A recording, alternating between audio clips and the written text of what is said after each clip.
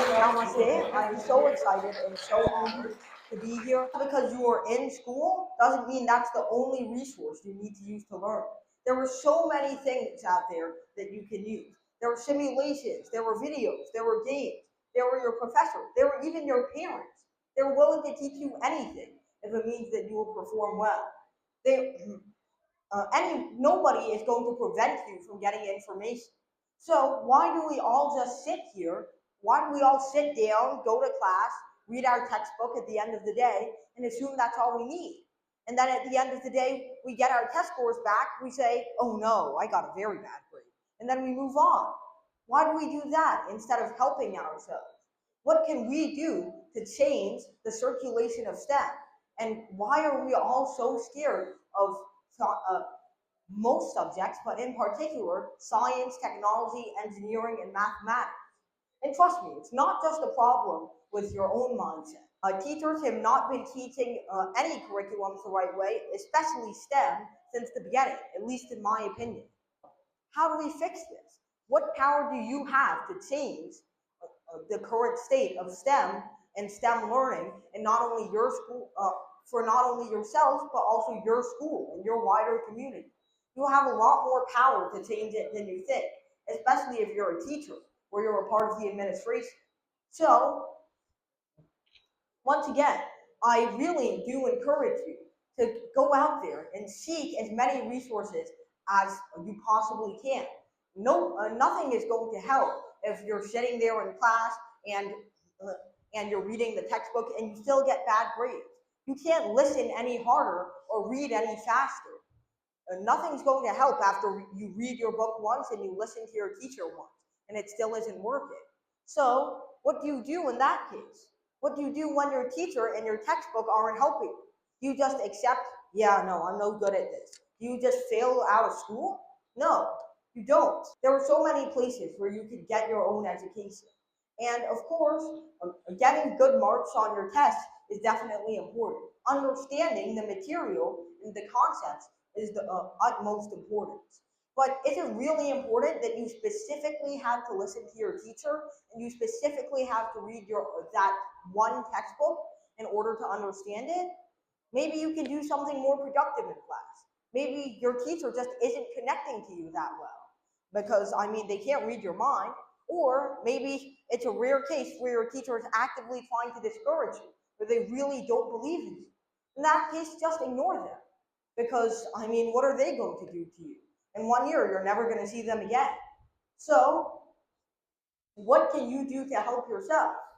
I think that my personal story connects a lot with this because when I was in kindergarten, which is basically preschool, and first grade, and second grade, and third grade, I felt like I was wasting so much of my time. I already understood everything that was in class. It felt like school itself was just something that wasn't helpful. So instead of taking the time to listen to my teachers, I was already acing all the tests. So instead, I would just bring a book to class and read it instead, so I could educate myself on my own time. And for those of you who feel like you're struggling in class, it's the same exact thing. You instead of listening to your teacher, if that's not helping you enough, you can read a book during your class time or during your lunch time or during your free time at home. No one's going to help you if you aren't already seeking help. You see all of these opportunities for assistance right in front of you, and yet you're not taking out and reaching out to any of them. Personally, I've had lots of trouble understanding some concepts in school too. Maybe my teacher was just not passionate enough.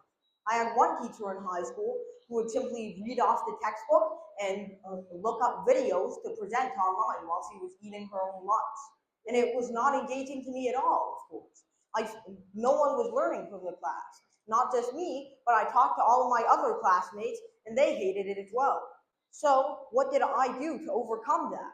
What did I do to overcome my teacher's lack of my teacher's lack of passion for the subject, or maybe a lack of knowledge? I don't really know. What did I do to overcome that? Well, I didn't listen to my teacher any harder, or I didn't read the text.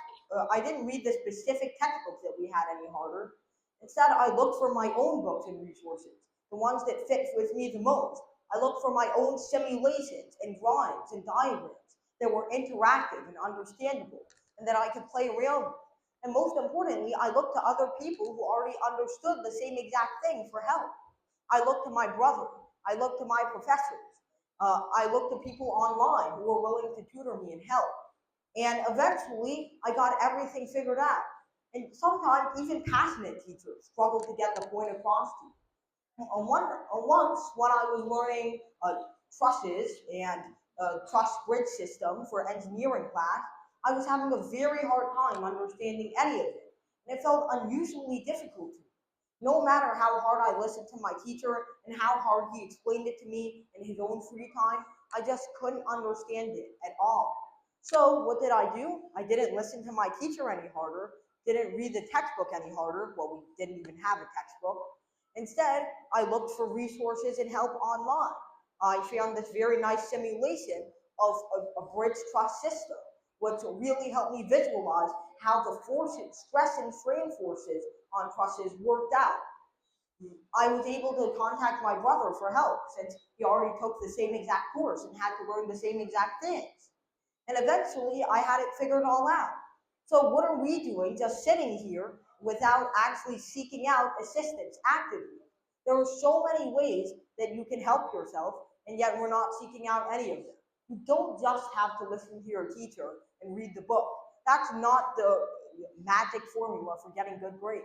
Because I know for many of you it doesn't work. Not all of us are perfect. So well, the greatest piece of advice I would give is seek help. Seek as much help as you can as fast as possible because you you have so much potential. But these tests that are upcoming, these marks that you have to get, they're not going to wait for you to actually understand everything. They're not going to wait for the teacher to finally explain it in a way that clicks for you. You have to look out for these resources that you can understand on your own. And only then will you be able to get it. And I guess I'll provide one more simple little analogy. Imagine you're playing like a fast-paced online game, like I don't know, what are the games kids like these days? Call of Duty. So if you read a book about one of these fast-paced games, no matter how hard you read this book, no matter if you read it once or twice or 3 times, you're never going to be better at this game than someone who's played it themselves for even maybe a week or a month. So, books, just reading doesn't help you nearly as much as actually having experience with the subject. So, I highly encourage you to seek out simulations or ways you can make these things and experiments hands on. I personally wasn't able to understand anything from my math and physics classes until I was able to actually play and tinker around with it. So, you will never get everything from just listening to your teacher and reading the book and being a good student. You, you can instead get everything from actually seeking out as much help as you can. So that's essentially what I wanted to talk about. But one more thing, sometimes help isn't enough. Sometimes you also need motivation. For instance, when I was taking several college level courses as well as my high school classes in fall of 2023, it felt so overwhelming. No matter how much help I got from my brother when he was around, no matter how much I searched everything up online, it felt like I just couldn't meet every single deadline. I was falling behind. Several points were being deducted because I was late on every single thing. On the exams, I didn't get the particularly good marks. So instead, I felt like I had no motivation to actually keep going forward. At one point, I even contemplated dropping out.